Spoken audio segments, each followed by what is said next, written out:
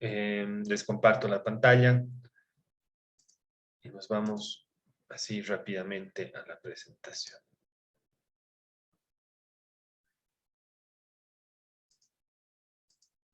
Okay. Paisajes inevitables 2 o la insoportable fragilidad del tiempo. Pongo tiempo en color azul y pongo tiempo pensando en justamente esta idea de la época, o esta idea del antropoceno o la era humana, y ese trabajo que hace el documental sobre la temporalidad, sobre la noción de que en muy poco tiempo, si medimos el planeta en años geológicos o en ese tiempo geológico, en muy poco tiempo, los seres humanos hemos transformado esa masa, esa zona crítica, esa superficie sobre la cual se mueven nuestras historias. Son imágenes que recuerdan o recapitulan un poco lo que hemos observado en el documental, que viene desde la transformación y la degradación del territorio, este concepto del terraforming que me parece fantástico en el sentido de lo mucho que hemos cambiado la misma topografía de de ese suelo que albergamos o de esa zona crítica sobre la cual estamos interviniendo. Las intervenciones arquitectónicas, las intervenciones de la ingeniería, de la industria, tienen ese efecto. Imágenes que muestran igual la cantidad inconmensurable de desechos. Y aquí los 3 responsables de este proyecto, visitando evidentemente una de las zonas, y aquí están manipulando uno de los drones que ha filmado la imagen, estas imágenes así aéreas que tenía la película. Y cerrando con esta imagen donde en algún momento ahí del documental se lanza esta noción de lo mucho, el hecho simbólico y casi poético de quitarle al marfil como que ese valor económico por el cual es extraído. Y esa imagen con la que abre el documental y que de alguna manera es con la que se cierra todo este ciclo de historias y narrativas, hace pensar en justamente eso, lo mucho que el capitalismo, así cuando hablamos ya de un capitalismo salvaje, y aquí el término salvaje utilizado de manera interesante, porque el capitalismo salvaje se refiere justamente a prácticas como la que hemos visto ahí en la imagen. El crimen organizado para la caza de elefantes y la extracción de marfil, grandes industrias mineras que no contemplan la construcción cultural de un paisaje de agricultura sobre el cual están interviniendo, y las incontables otras historias que hemos visto en el documental. Ante eso, probablemente temas como la contingencia pueden dar como poner en duda un poco ciertas cosas, ¿no? Y dice contingencias en la filosofía lógica, la contingencia es el estado de proposiciones que no son verdaderas bajo todas las valoraciones posibles, ni falsas bajo todas las valoraciones posibles. Una proposición contingente no es necesariamente verdadera ni necesariamente falsa. Esto con el objetivo de que podamos reevaluar la arquitectura a partir de la contingencia, a partir de mecanismos bajo los cuales nos equivocamos, o tal vez no nos equivocamos, y de esa manera tratar de construir un escenario que sea posible o en el cual sea posible encontrar diálogo, encontrar así lugares donde la verdad no es necesariamente algo fáctico, un hecho así de tremendamente así recalcitrante que tiene una verdad propia. Entre otras prácticas, los artistas contemporáneos han empleado elementos producidos en masa, materiales impermanentes e imágenes apropiadas. Han incorporado el performance, el video, y han creado obras a través de instrucciones realizadas por otros. Además, las obras de arte que carecen de los signos tradicionales de autenticidad o permanencia han sido acogidas por instituciones dedicadas durante mucho tiempo a lo original y lo permanente. Está hablando este texto de los museos. Vamos a partir con esta noción del paisaje como acciones en el paisaje 2, y le pongo un asterisco al paisaje porque no solamente va a tener que ver con el paisaje natural o con esas acciones que suceden por fuera de las ciudades, sino que vamos a ver algunas obras que suceden en ese tránsito, en entender que paisaje también es territorio. Este trabajo de Clara Hobza es uno de los performances más interesantes que me ha tocado como estudiar. Se trata de un trabajo que nace con esta frase: My name is Clara Hobza, I'm diving through Europe. Así abre ella una larga serie de objetos, acciones, un encarcelamiento de por medio, la liberación y la continuación de un proyecto que puede durar hasta 20 años más. Clara Hobza inicia este recorrido en el Mar del Norte, en la ciudad de Rotterdam, y luego de una serie de entrenamientos hace como un recorrido por el río Rin, hasta llegar a un punto en el cual tiene que tomar como unas desviaciones y pasar por unos canales para acabar en el río Danubio. Estos son dos ríos que no se conectan. El Rin termina y lleva y conduce sus aguas al Mar del Norte, atravesando Suiza, Alemania y Holanda. En cambio, el río Danubio nace en territorio alemán, atraviesa Austria, parte de Checoslovaquia, parte de la República Checa, la parte sur, se inserta en la zona de la antigua Yugoslavia, pasa por Rumania, parte creo que así de Bulgaria y acaba en el mar, Negro.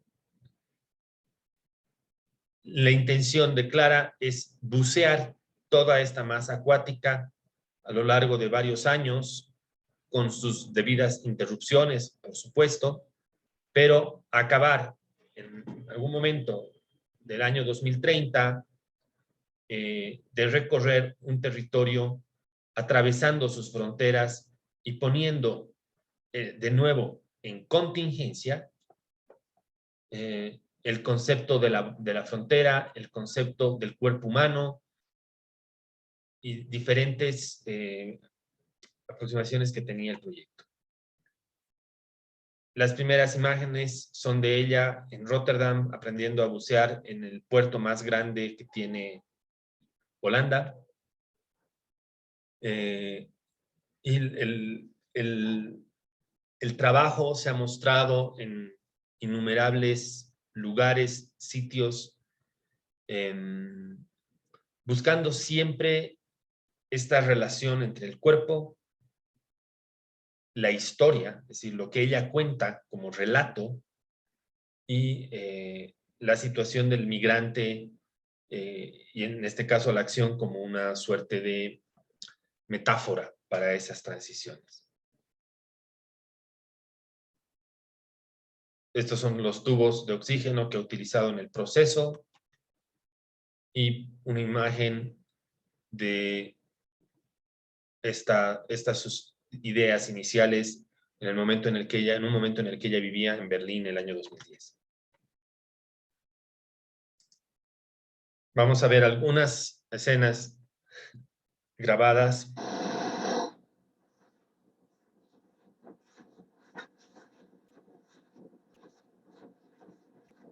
Simplemente para que entiendan de qué va toda esta cuestión. Hello, my name is Clara Moxa. I'm about to enter here at the North Sea. Rotterdam is over there. Over here. Over there.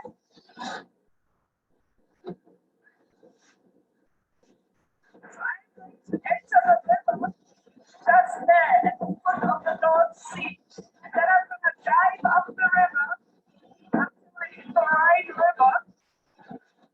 And I dive up the Rhine River until I hit the Rhine River in Mainz. And I take the Rhine River until I hit the Danube channel.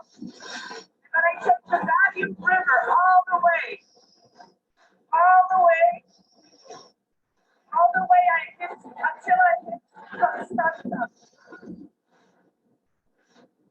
So this is diving through Europe.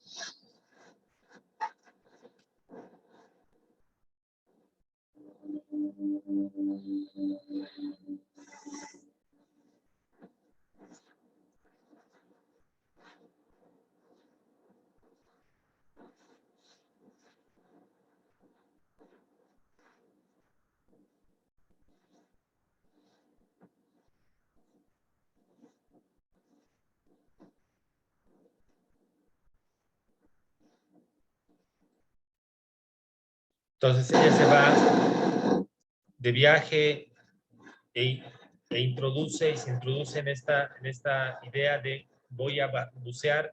Anyway, I will start the diving through Europe now.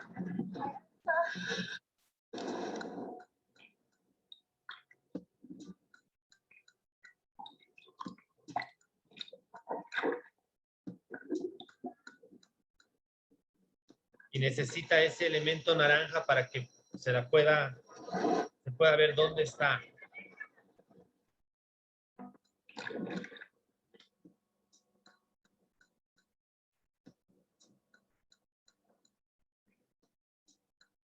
Evidentemente, esta acción se da lugar en un espacio en el cual uno no debería poder ni siquiera ingresar,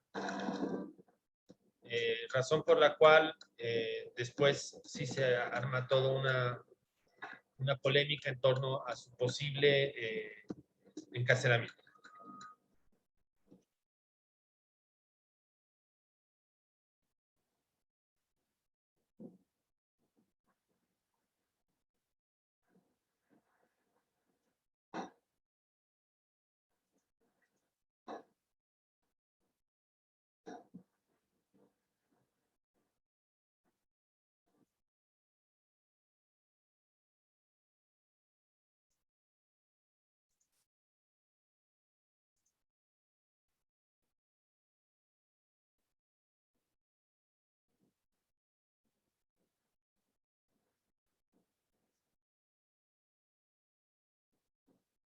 Lo complejo de todo esto es que los barcos utilizados en los puertos, en este puerto, en el gran puerto de Rotterdam, implican como una suerte de elemento turbina que te succiona, entonces hacen como que todo esto sea muy peligroso.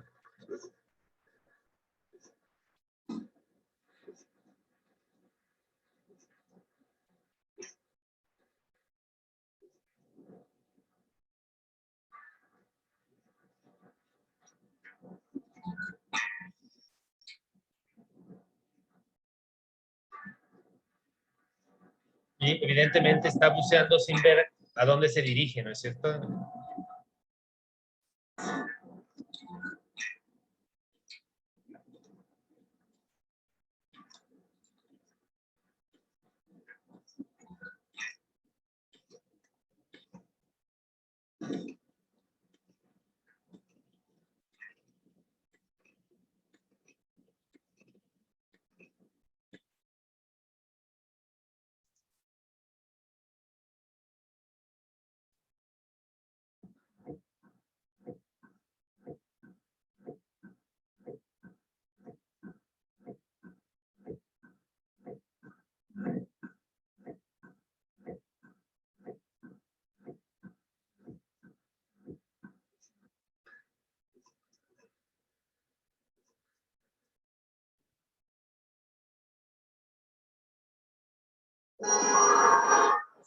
to tell you is what happened last time that I was here.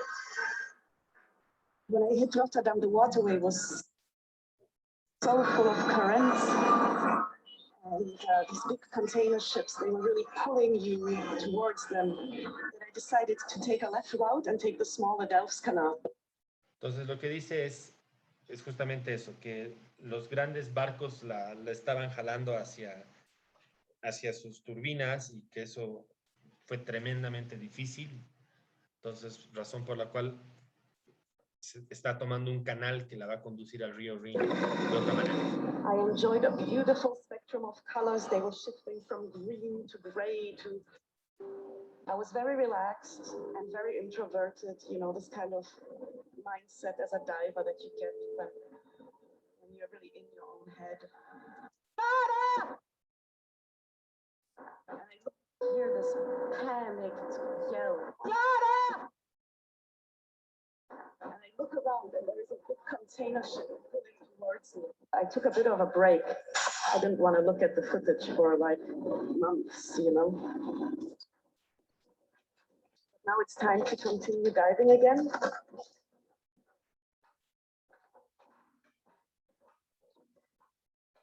Exactly here, I departed. I'm gonna go right back in. Let's see if it works.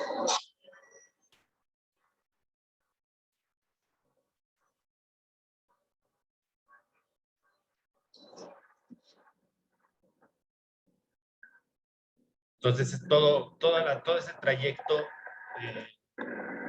se necesita filmar, razón por la cual estamos viendo toda esta situación ahí en el fondo del río.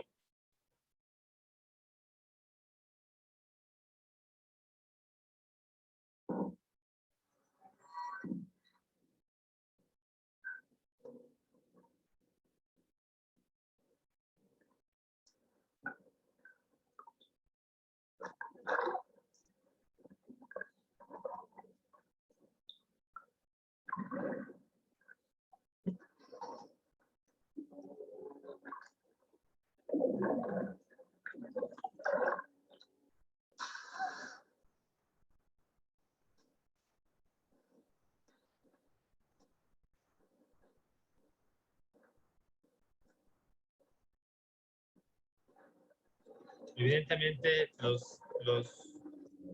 las personas no entienden qué es lo que está haciendo, ¿no es cierto?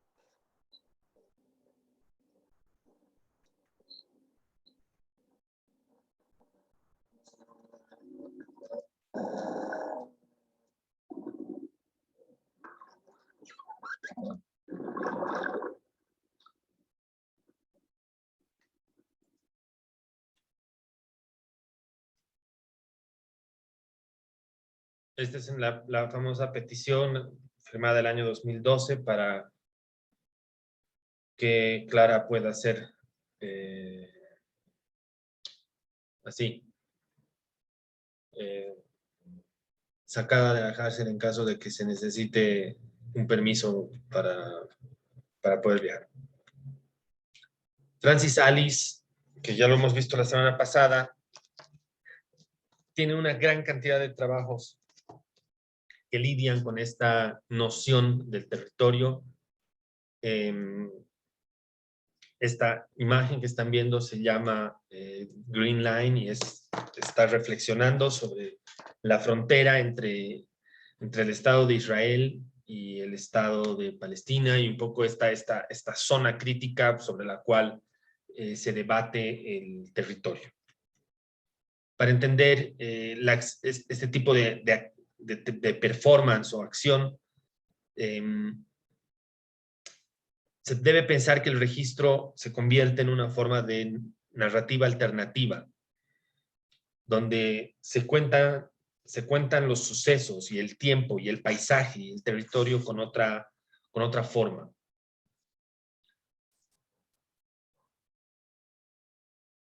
Voy a mostrarles brevemente partes del registro de esta acción.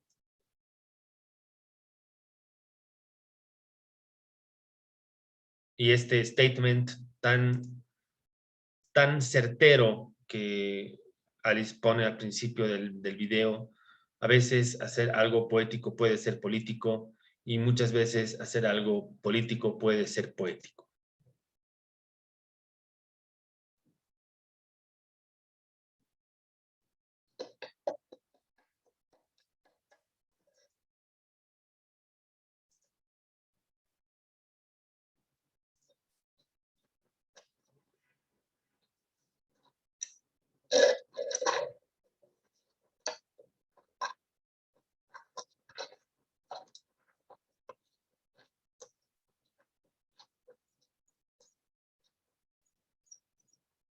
Mucha de la obra de Francis Alice habla de desplazamiento, habla de esta idea de trabajar con la frontera.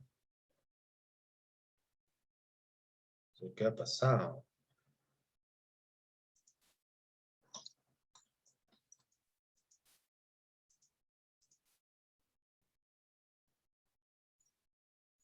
De preguntarse por el sentido del territorio y la manera en la cual construimos límites invisibles, otras veces muy visibles, para dividir naciones y pueblos.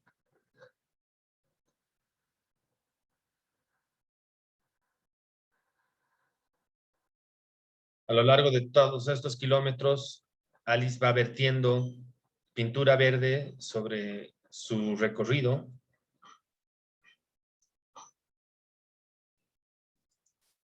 mientras se aproxima a diferentes como lugares y zonas de un alto impacto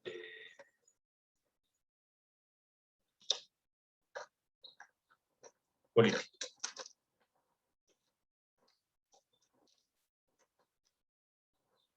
El video evidentemente busca reflexionar sobre el hecho de la pintura y cómo la pintura establece esta línea que desde la distancia se convierte en algo completamente invisible.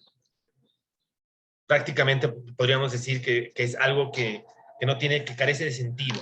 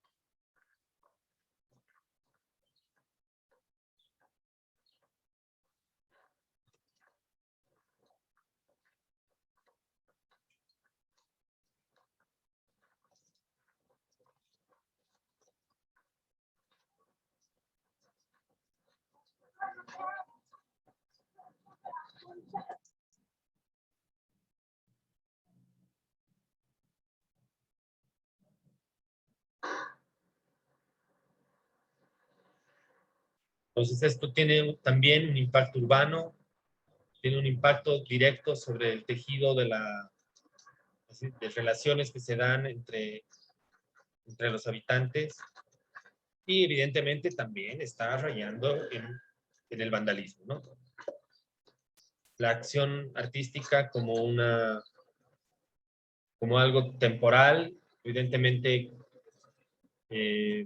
con todos los riesgos que implican el poder, es decir, el animarse a lanzar pintura en el espacio público, claramente sin ningún tipo de permiso, ¿no?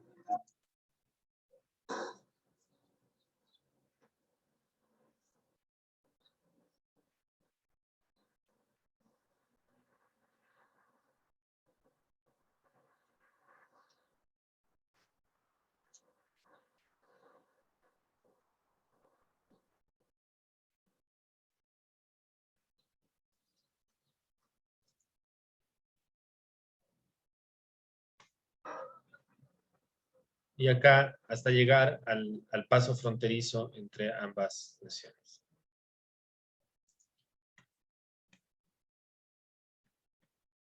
Cuando una acción habla más más de política que de poética, sin dejar de lado la segunda.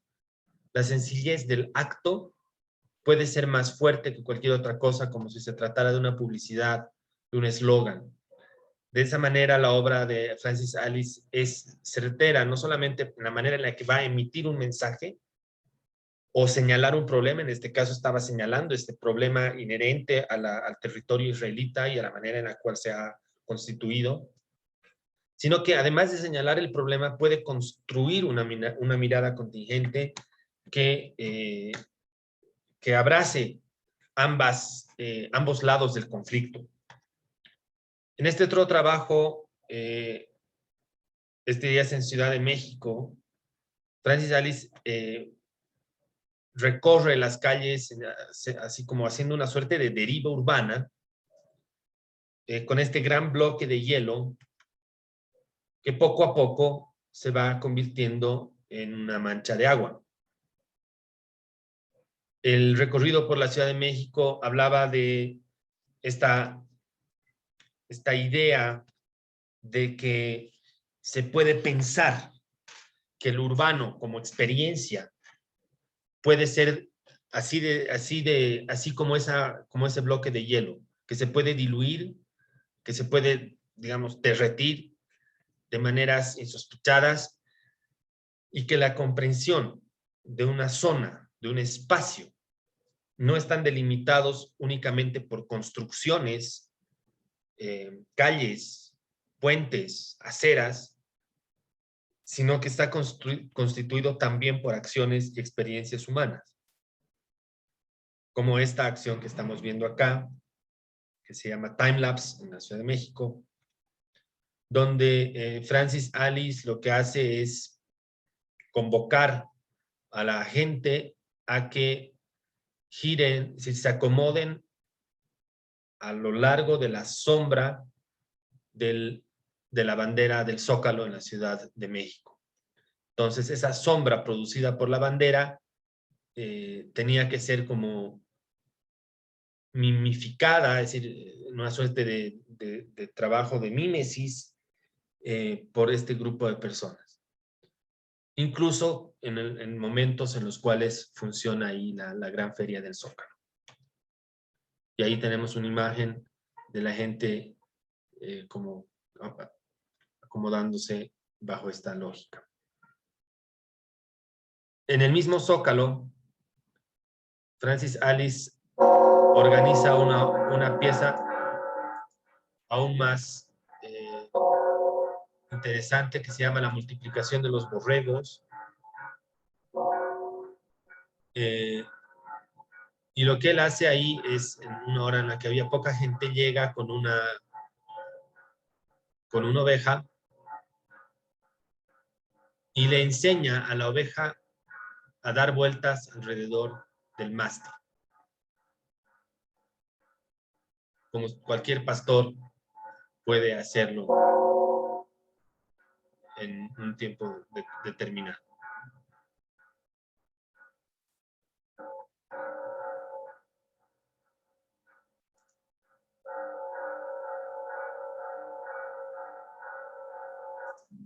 Poco a poco, la acción digamos, como que va incrementando la cantidad de ovejas, y cada oveja sigue a la otra oveja, y así poco a poco se va completando un grupo de ovejas cada vez mayor.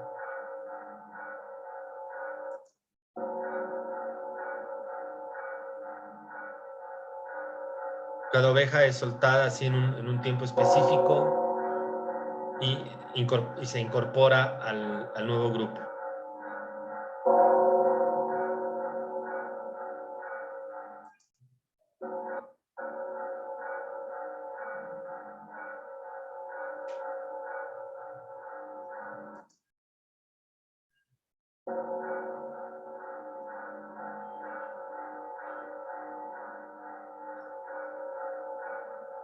hasta que más o menos en cierto momento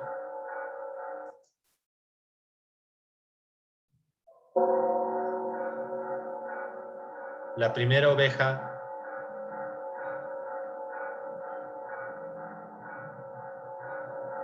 y el pastor comienzan a seguir a la última.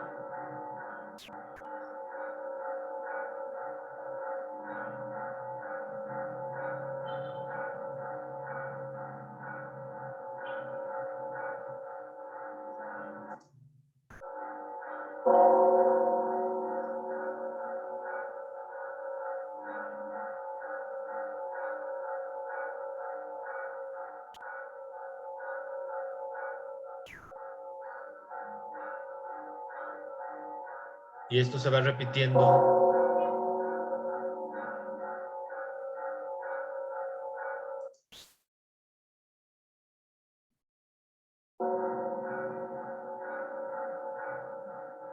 hasta que de manera relativamente natural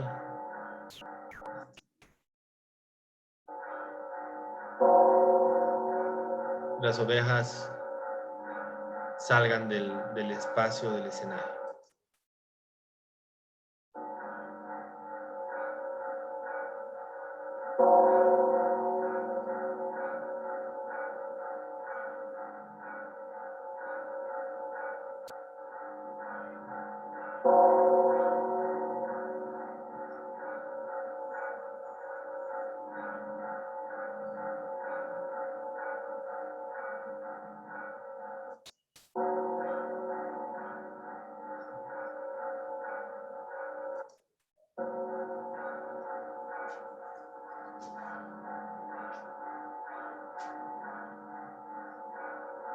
La obra puede parecer ridícula, puede parecer así como un sinsentido, incluso desde lo urbano, pero lo que está tratando de construir es como una suerte de comentario a la situación política de México, a la idea de que por ahí parte de la sociedad está persiguiendo unos ideales, unos valores, que ya no los cuestiona o que ya no los pone en, sí, que ya no los trabaja desde su puesta en crisis, y que una vez que se ha completado ese círculo, el, la, algún parte del grupo de las, digamos, de las ovejas que está ahí accionando, está siguiendo como que algo que ya no saben qué es y que simplemente está ahí porque las estructuras lo dicen. Y eso sí puede ser extrapolado a lo político, puede ser llevado como un comentario de la sociedad. Y en esa polisemia es que se mueve la obra de Francis Sales. Y que tiene una relación directa con esta otra pieza de Marina Abramovich y Francis y Ulay, un artista alemán, eran pareja en ese entonces, que consiste en un total de 365 vueltas en el patio de este museo, utilizando este auto que despide como unos aceites. Entonces, a medida que el auto va circulando, al inicio del video, simplemente se trata de un patio y al final tenemos un círculo marcado en el espacio, cada uno de los círculos simbolizando o ejemplificando un día en el tiempo que sería un año, en esas 365 vueltas. Este es el automóvil. Al final de la presentación vamos a entender un otro elemento que tiene esta pieza, pero el automóvil además tenía como unos sonidos y se trataba de una acción que duró N cantidad de tiempo. Y esta es la razón por la cual la obra de Clara Hopsa funciona. En el año 2010, en el otoño, poco después de mudarme a Europa, tomé el tren desde Berlín hasta Pilsen para visitar a mi abuela. Mirando desde la ventana vi montañas a mi izquierda sumergirse hacia un río a mi derecha. Comencé a preguntarme cómo se vería el mundo desde ahí adentro, dentro del agua. Ese pensamiento no se iría de mí y decidí aprender a bucear, con la idea de explorar los ríos de Europa. Me obsesioné con la idea de tallar esa línea recta a través de las masas de terreno, ir de mar a mar, atravesando tan inmensas capas de historia, civilización, industria, paisajes y ciudades. Ese era el objetivo primario de la obra. Entender el territorio no solamente a través de su presente, sino a través de su historia y de todos los relatos que se han dado ahí. Entender que esa masa de agua, llena de matices de colores, no del todo transparente, porque los ríos en general no lo son cuando uno se sumerge, podía dar como una idea de qué es al final ese territorio europeo tan fragmentado, tan rico en historia, pero también tan rico en traumas y situaciones no resueltas. God versus Nature. La anterior vez estábamos hablando de que el paisaje se podía hacer a la imagen de Dios, o que tal vez Dios era ese territorio como más natural, más geológico. Y voy a mostrarles algunas imágenes de la obra de Paul Cézanne como parte inicial de todo esto, entendiendo que durante esto es lo que sucede, digamos, durante el romanticismo en el siglo XIX y en el impresionismo y en el expresionismo hacia finales del siglo XIX, cuando los artistas empiezan a salir de sus estudios, de sus talleres, y empiezan a pintar en la misma naturaleza, así entre comillas, ¿no? Y empiezan a viajar y utilizar esta noción de desplazamiento y de viaje como parte inherente de la pintura. Evidentemente, la pintura acá solamente te está mostrando el resultado, no te va a mostrar todo el proceso que Cézanne usa, todas las horas incontables de recorridos desde diferentes lugares que visita para encontrar la imagen perfecta y sentarse ahí a absorber parte del territorio y el paisaje en sus pinturas. Esa comprensión, esa como suerte de acción es la que después, estamos hablando ya de más de un siglo después, utilizarán varios artistas, entre ellos el artista Francis Alice o la misma Clara Hobsa, para comprender que el arte puede relacionarse al paisaje, no únicamente a partir del registro, ya aquí entendiendo la pintura como un registro, sino entendiendo que la experiencia y la absorción de vivencias a medida que nos acercamos a un lugar tienen también un valor. Y para mí eso es fundamental, no solamente para entenderlo desde el arte, sino para entenderlo desde la arquitectura misma.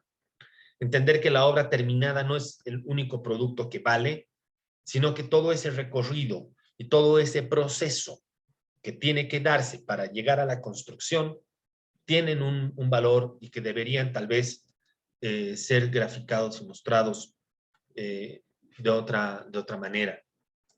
Usualmente las fotografías de obra o del estadio de construcción de un trabajo arquitectónico no son los que después se terminan mostrando en libros o revistas. Y yo sí siento que tal vez sí debería haber como una secuencia lógica dentro de ese proceso. Y eso es lo que para mí funciona de esto de la obra de Cézanne y cómo yo interpreto su trabajo. No tanto a partir de los resultados pictóricos y de su técnica, sino a partir de la experiencia de viajar al sitio, enamorarse del lugar y comprender sus dimensiones telúricas.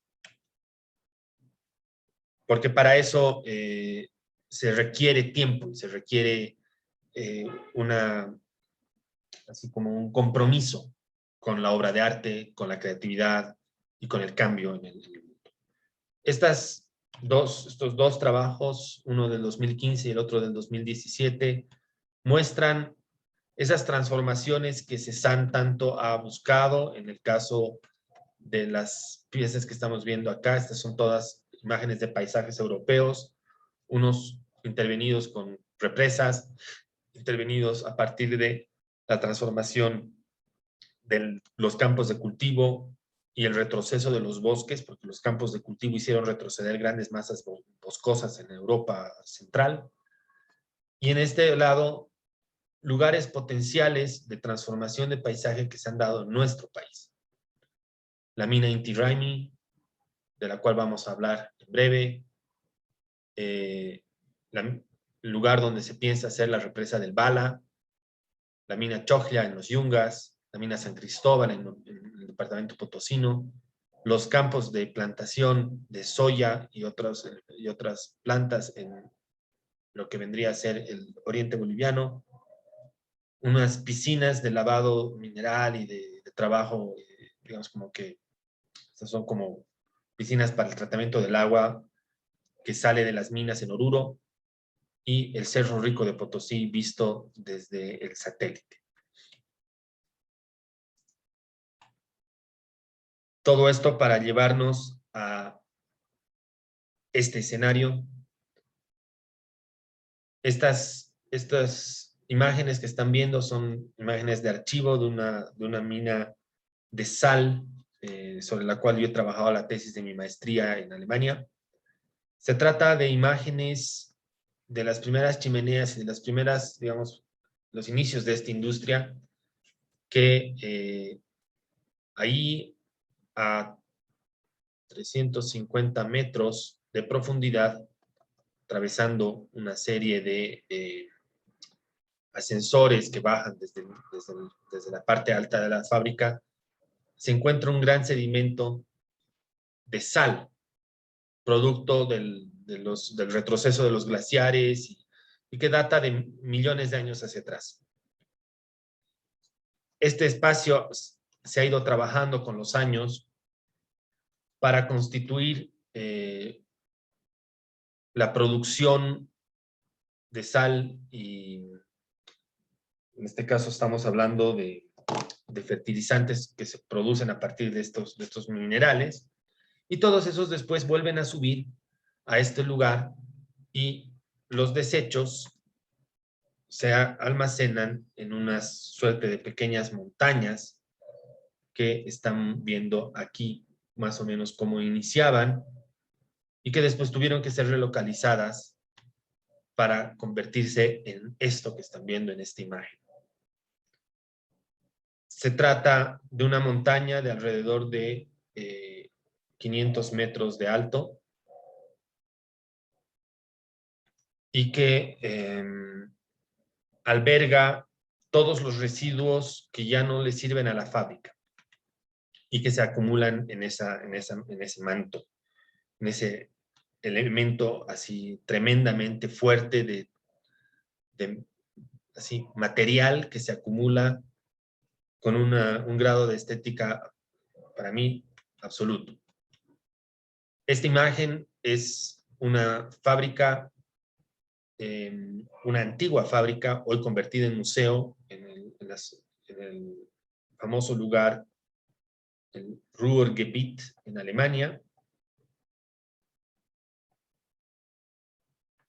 Y se llama el complejo Zollverein.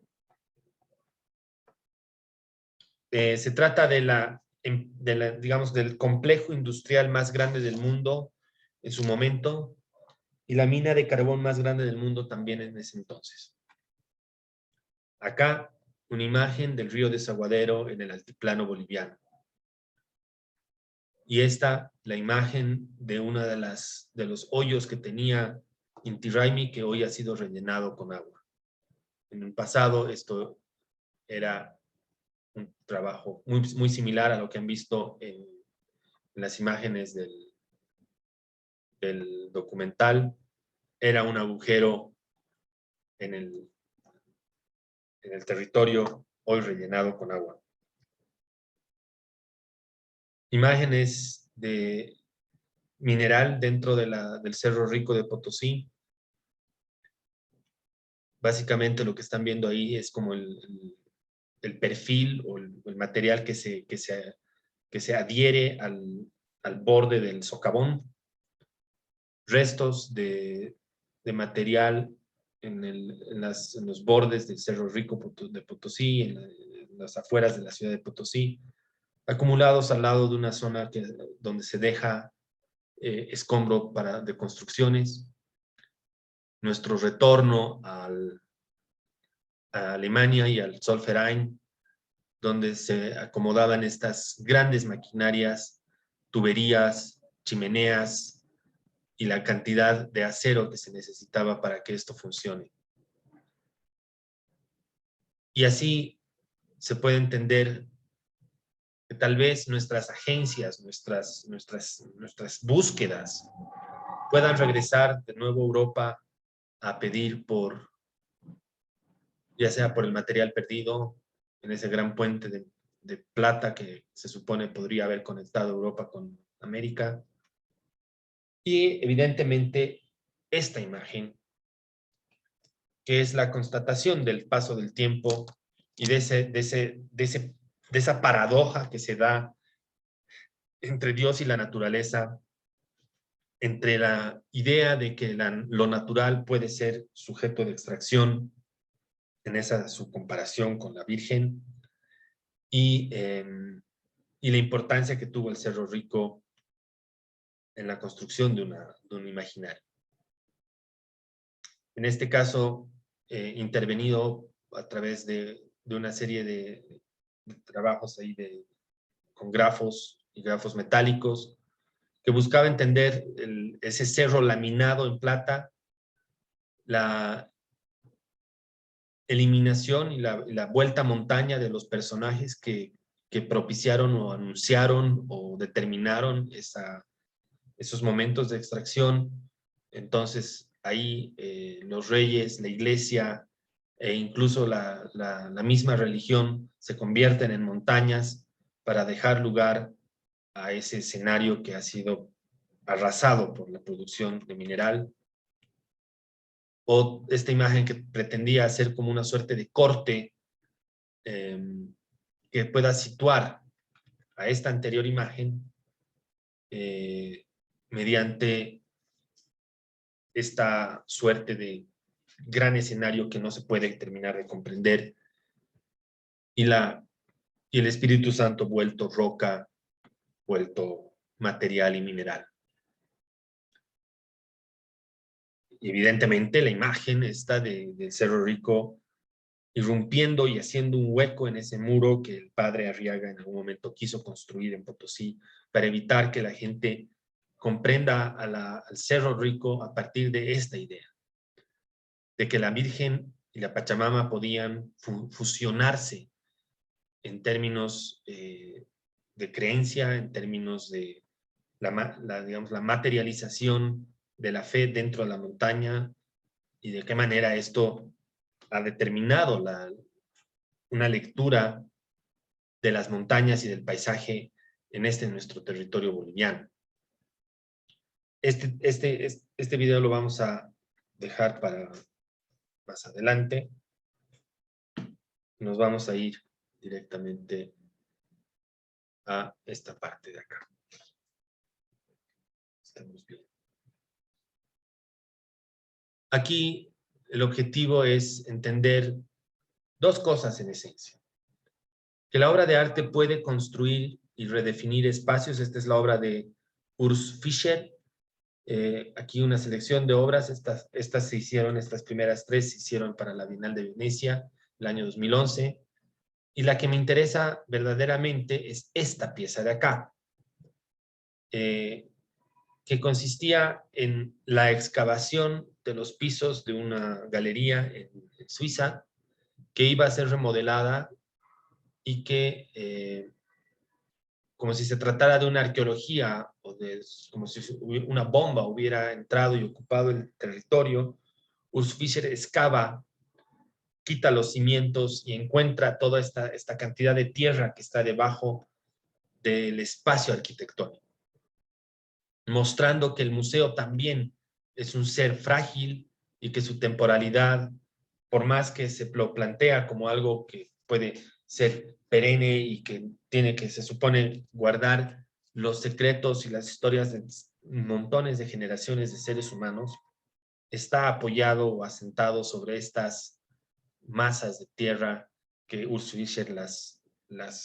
destapa con con un gesto o una gestualidad tan absolutas y tremendas que esto parece salido de una película de ciencia ficción. El contraste entre el blanco y el territorio y así como la tierra excavada, como si estuviera todo esto en construcción, suponían entender que el arte también puede entrar en ese territorio frágil, desmontable, efímero, y que la arquitectura tal vez trata de contener dentro, como si el museo con sus muros blancos pudiera lograrlo. Urs Fischer se opone a eso y de ahí es que aparecen estos gestos. Cuando la realidad no alcanza, la imaginación es el probable camino de regreso. Para esto vamos a ver la obra de Mona Hatoum, una artista que si bien se inicia en el performance, muy rápidamente salta a la instalación. Y en esta obra, The Light at the End, plantea la idea de que el público podía experimentar la obra de arte no solamente desde lo visual, sino también desde la percepción del espacio. Estos son unos tubos de neón de alto voltaje que emiten, así como que emiten un calor muy fuerte, muy similares a los que se usan en los gyros, ¿no? Que colocas estas lámparas que empiezan a tostar la carne del gyro o el pollo al espiedo, como se produce. Bueno, son este mismo tipo de lámparas o de elementos que producen o emanan calor. Acercarse a este espacio, es decir, a medida que uno se acercaba, se hacía más difícil estar en el lugar. Ya la persona parada acá no podía durar más de 15 segundos, que tenía que retroceder porque el calor acumulado en esta zona iluminada era demasiado fuerte como para poder experimentarlo. Años después lanza esta otra pieza que se llama Light Sentence, ¿no? Se trata de una serie de jaulas. Ha trabajado mucho con el concepto de la jaula y de jaulas dispuestas en el espacio, produciendo o emanando sombras al resto del espacio, como para tratar de comprender el rol de la reja como arquitectura y como experiencia visual. El trabajo tiene una forma magnífica de expresarse, de trabajar la luz y la sombra, de trabajar el lleno y el vacío, y de buscar desde algo tan sencillo como una jaula, un locker, hablar de la sociedad y nuestras propias jaulas. Posteriormente empezará, como muchos artistas de Medio Oriente, a interesarse por el tejido, ya no solamente desde esta herencia cultural que hay en el Medio Oriente, en Irán en específico, con el tejido, sino que empieza a elaborar tejidos con otras cosas, con otros elementos y materiales. En este caso, una alfombra que no es otra cosa que una serie de cables que se tejen entre sí para alimentar a estas lámparas que son colocadas en el piso y que después es como si lo deshilachado del tejido se convirtiera en un halo de luz. O alfombras de este tipo que están compuestas de miles de clavos. Pensando acá en otro tipo de construcciones mucho más sutiles en su metáfora, a partir de esta idea rugosa y así la manera en la cual se te clava así el clavo en el pie, pero que no se clava tanto si tienes una gran cantidad de elementos ahí matizando ese elemento en punta que debería utilizarse para clavar algo. Eso la va a llevar poco a poco a interesarse por la cartografía y por la utilización de diferentes elementos. En este caso son como piezas de jabón sobre las cuales se han hecho unas inscripciones que permiten entender una serie de planos cartográficos.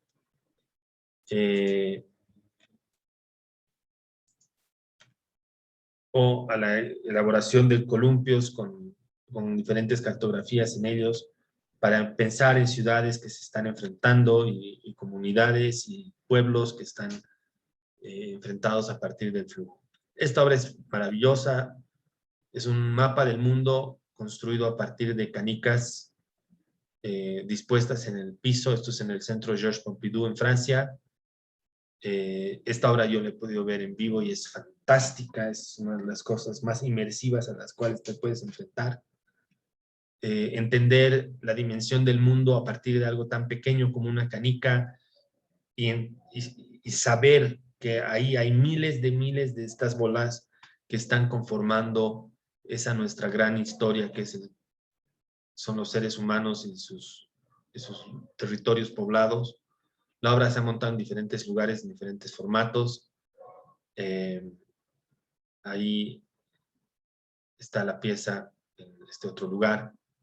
El tema de las jaulas, las esferas, ha sido como un elemento muy, muy importante y permanente en su trabajo y que la han llevado después a trabajar globos terráqueos a partir de focos de neón, que sea la luz la que delimite esos territorios que no podemos hacer otra cosa que imaginarlos.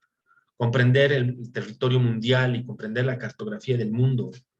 No es tan diferente a la obra de Francis Alice, que está comprendiendo esta cuestión microcorporal de un cuerpo que se desplaza por un espacio.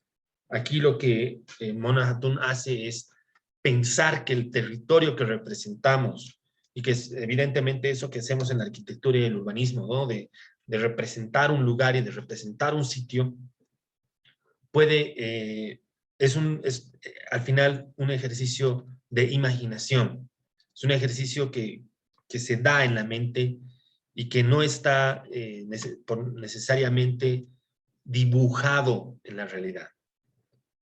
Y que en esa acción de mirar estos globos terráqueos hay algo sumamente inmersivo que te obliga a pensar en el mundo, a pensar en la geopolítica y, en este caso, a pensar en la transparencia y qué lugares del mundo están detrás y están como que en el reverso de tu mundo, o en el reverso de tu espacio. Y si yo estoy aquí parado frente al territorio nacional boliviano, puedo entender que en la parte de atrás tengo en la parte de atrás de ese globo se están dibujando otros territorios que nos ayudan a comprender ese lugar que habitamos.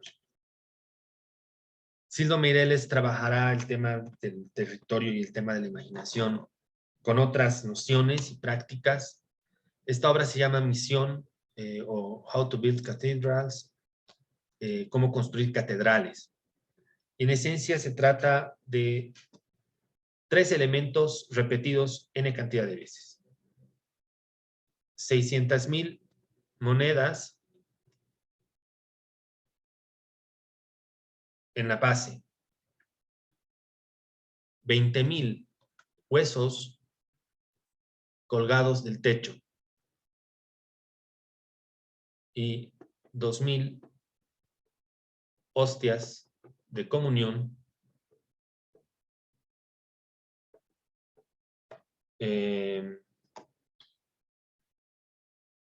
estableciendo el nexo entre el capital, por así decirlo, y los restos humanos. La obra se ha mostrado en diferentes lugares, en diferentes formatos, ya sea con base circular o, como han visto aquí, con una base rectangular, que es la que a mí más me gusta. Supone una construcción tremenda y un comentario muy fuerte a la historia de la Iglesia y el enriquecimiento de la Iglesia durante la colonia, y por eso la obra se llama Misión, y es un comentario a las misiones a las misiones de la Iglesia Católica en el actual territorio del Brasil, anteriormente territorio portugués. el tráfico monetario que se da en nombre de la fe de Europa a España, y es un comentario sumamente fuerte con relación a la historia de la colonia. Y utiliza esta situación como que al revés, como si las víctimas o los oprimidos representados por los huesos pudieran a través de este nexo iluminar ese mundo o esa cantidad de dinero que se extrae de diferentes espacios mineros y que es llevado a Europa durante la colonia. Sildo Meireles es uno de los artistas brasileños hoy en día más interesantes que tiene el Brasil. Y ahí esta cuestión tan inmersiva que tiene la pieza de arte. Mira que se me ha ido una cosa. Doris Salcedo realiza una serie de piezas que van a trabajar la ausencia como elemento estructural del trabajo. Doris ha trabajado muchísimo con, en este caso se trata de una serie de camisas que se utilizaban de manera tradicional en las plantaciones de banano en Colombia y Honduras, y muestra la pieza de qué manera se podía hacer alusión al cuerpo humano utilizando a estas camisas como representantes de ese cuerpo que ya no está, de ese cuerpo mutilado, y que pareciera que miden así el valor de la pérdida del cuerpo y la desaparición de los mismos. Se instalan de esta manera, perforadas por estos metales e instaladas a veces en línea, a veces de manera autónoma, en los pisos de los diferentes museos por los cuales ha pasado esta pieza. Y buscan establecer esa idea de que hay un cuerpo, pero que ese cuerpo está apilado y que recuerdan muchísimo a los campos de concentración o a las fosas comunes durante la dictadura.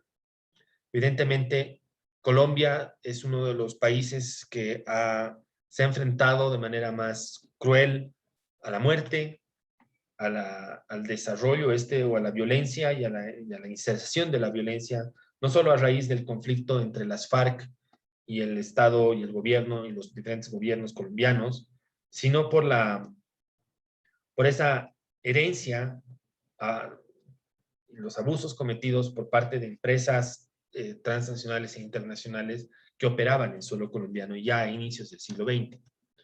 Ahí las imágenes de estas camisas envejecidas, antiguas, percudidas, sobre las cuales se trabajaba. Constantemente Doris Salcedo va a tratar de reinventar objetos, de repensar a otros tantos. En este caso se trata de una gran cantidad de mesas de escuela sobre las cuales se ha dejado así como tierra con unos fertilizantes especiales y semillas de pasto, y todos los días había que regar, se vertía agua en la parte, digamos, como que sería como el trasero de la mesa, y poco a poco las plantas empezaron a crecer, el pasto empieza a crecer y a aparecer por entre las rendijas de las mesas.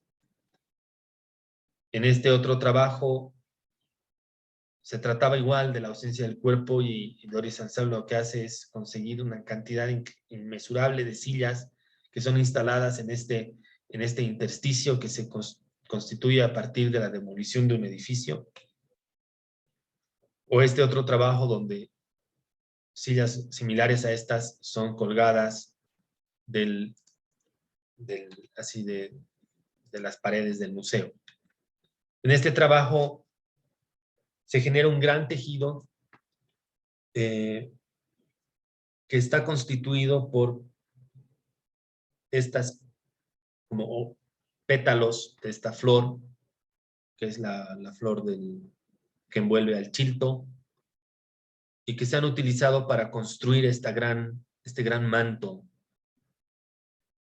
Y obviamente la ausencia aquí es la del cuerpo que teje, la del cuerpo que constituye esta escena y que se coloca ahí en el espacio.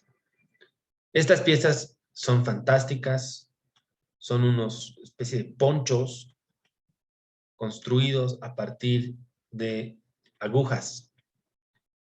Eso que están viendo ahí son agujas que se han tejido a partir de o alrededor de esta como suerte de elemento transparente y translúcido que están intentando dibujar un cuerpo, pero que no se termina de conformar. Félix González Torres, de quien ya hemos hablado al principio, trabajaba a partir de la ausencia de la obra de arte misma. Lo que él planteaba era esta idea de construir obras de arte que pueden ser llevadas por el público, es decir, que el público se las puede llevar, y bajo la idea o la noción de que las cosas lindas pueden ser engañosas. Así como las cosas funcionan en nuestra cultura, te hacen sentir bien por un corto tiempo, es un placebo porque es una obra de arte. ¿Cuál es el significado real de la misma? ¿Es un sustituto de qué? Sí, fue muy lindo, pero solo por 5 días. Ahí está Félix González Torres hablando de esta obra que se llama Placebo, del año 91. Él muere muy joven, presa del SIDA, y ahí está la obra que ha sido después repuesta en diferentes museos, en diferentes momentos de la historia, que consiste así en una gran cantidad de dulces, esto es en Berlín, que son colocados en el piso y que la gente puede llevarse, como si se tratara de un placebo para la realidad. Su obra absolutamente minimal trabajaba también la idea de que la gente se podía llevar pósters y que estos elementos casi como esculturales eventualmente puedan desaparecer y ser llevados con la gente. Grandes cantidades y más, todo esto lleno de una melancolía tremenda, pero también de una astucia estética que muy pocos artistas han podido trabajar después. Ahí están los dulces. Hay un acercamiento un poco más grande a la pieza misma. Todos absolutamente comestibles, no te está envenenando, no te está dando nada que no sea lo que es una gran cantidad de dulces. La obra evidentemente se ha ido ha sido tomada como por el formato de las instituciones. Y claro, evidentemente cuando vemos esta línea, decimos, ah, no, pero esto es todo muy frío. Cuando el objetivo real de Félix González Torres era que después la obra aparezca así. Y de esta manera vaya desapareciendo como si se trataran de olas en la playa que van haciendo desaparecer y que hacen que todo esto se vuelva relativamente orgánico. Y que en la medida en la que la gente interactúa con la pieza, puedan haber algunos de los elementos desperdigados por el piso. ¿Qué es lo que sucede? Los museos muchas veces, la palabra es, institucionalizan a las mismas obras que terminan en el museo. Y claro, ya no estando Félix González Torres para controlar esto, se ha quedado todo muy en ese hecho estético de ver esa franja de plateada en el piso, y te olvidas probablemente de que esto debía en algún momento entenderse como algo deforme, como algo más orgánico que va a interactuar con la vida misma. Y en la medida en la que el público vaya sacando partes, esto se puede deformar, y ya no es ese tapete completamente geométrico y medido por los curadores, que, claro, evidentemente lo van a volver todo más frío, lo van a volver todo más así como controlado y depurado, cuando en realidad lo que se estaba buscando era el caos mismo de dejar la obra sin el control del artista. Félix ha imbuido a los objetos utilitarios comunes bombillas con un significado poético. Los cordones, como dos vidas, están entrelazados. La vida útil de las bombillas, como la de una persona, es de una duración determinada y en última instancia se apagará. Tiene un trabajo muy lindo con bombillas, al igual que Mona Hatum, que cuelgan así de la pared. Y bueno, todos estos trabajos gráficos donde la gente puede llevarse una parte de la obra. No necesariamente sé cómo se muestran mejor estas piezas, no tengo todas las respuestas. Tú, el propietario, decides cómo quieres que se haga. Lo que quieras hacer, pruébalo. No es una obra de arte minimalista a la cual tienes que mirar con 5 minutos, con 5 centímetros de distancia hacia la izquierda y 15 centímetros hacia abajo. La idea es que juegues con ella, por favor, diviértete, date esa libertad, pon en duda mi creatividad. No es necesariamente lo que realmente ha terminado sucediendo, y esto no es un tema de Félix González Torres, creo que es un tema del museo mismo. Estas obras en el espacio público serían completamente distintas. Entonces, para que veamos cómo el museo a veces puede como que quitarle ciertas cosas a la obra misma de arte, sobre todo cuando se trata de una interacción con el público. Todas estas búsquedas me han llevado a pensar en que también habría que mostrar un par de obras donde la arquitectura abre paralelos. Estos son una serie, se llaman portales de protesta para el oleoducto Pacific Connector de un grupo que se llama Float Architectural Research and Design desde el año 2019.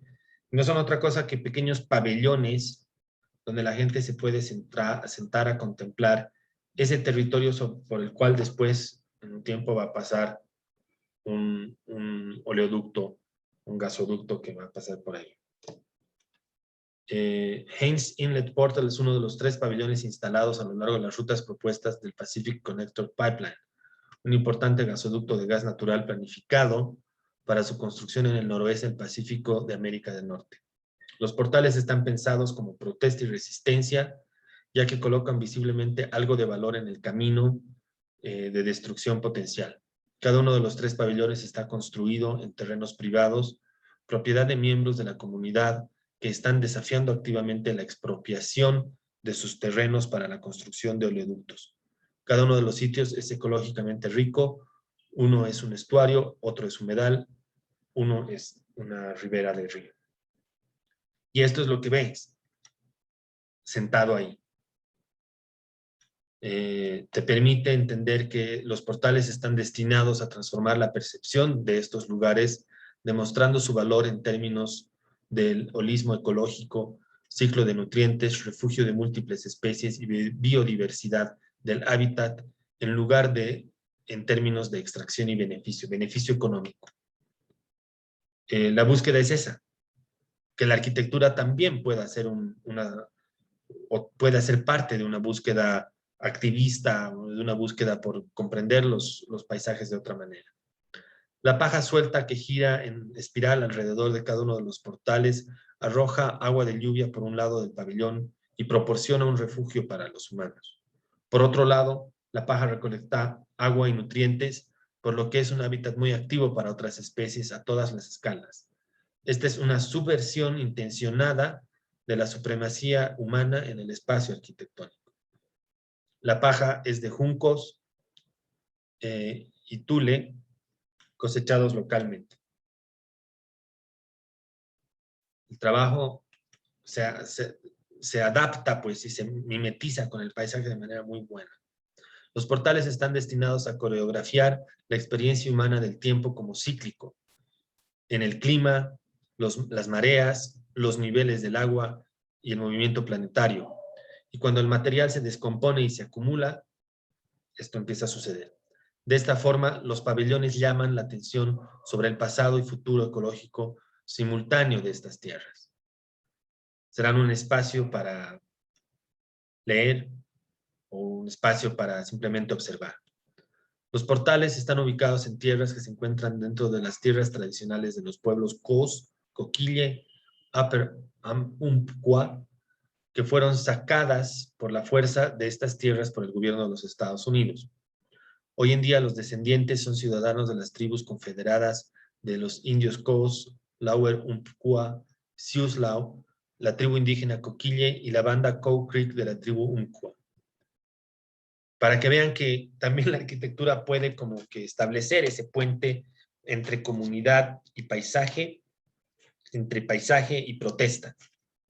Este otro trabajo, este es en la China, se llama Micro O Hangzhou, es de un grupo que se llama Superimpose Architectures del 2016, y que se encuentra en un valle rico en la producción de té y arroz, donde este grupo y parte de esta comunidad buscan empoderar a las generaciones de niños, nuevas generaciones de niños, a enterarse e interesarse en el trabajo de la tierra, la ecología, el medio ambiente y, digamos, la producción sustentable de la agricultura.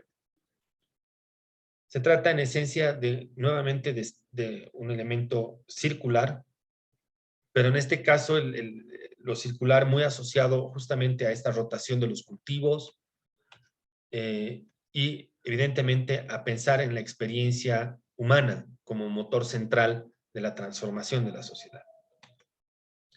Desde afuera se constituye como un lingote así blanco que funciona en base a una serie de telas, al cual se accede a través de una pequeña escalera y está suspendido ligeramente sobre el suelo de esta manera. Se constituye, este es como que el plano de techos y plano estructural, en una serie de ambientes pequeños donde la gente puede dormir. Esta es una planta baja, que es lo que están viendo ahí en la imagen de acá. Y en esencia se trata de estos pequeños, así como un pequeño pabellón y un gran patio, todo construido con material local, donde los chiquillos pueden estar y realizar parte de sus actividades escolares. En las tardes duermen, pernoctan en el lugar, y para que se entienda un poco el contacto que esto tiene con así con metodologías